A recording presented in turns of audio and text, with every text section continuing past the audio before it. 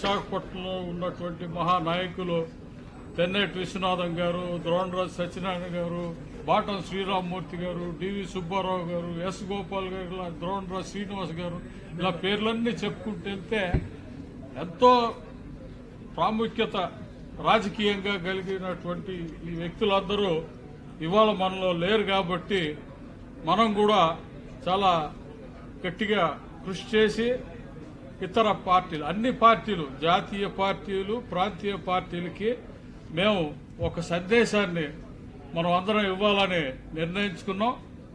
ఈ వేదికగా మేమందరం అప్పీల్ చేసేది ఏంటనంటే, ఏ రాజకీయ పార్టీ అయినా సరే శాసనసభకు కానీ లోక్సభకు కానీ ఇక్కడి నుంచి ఒక బ్రాహ్మణుని వాళ్ళు అవకాశం ఇస్తే ఆ వ్యక్తిని మేము గెలిపించుకోగలం అనేటువంటిది ఫస్ట్ అపీల్ మేము అన్ని పార్టీలకి పెడుతున్నాం.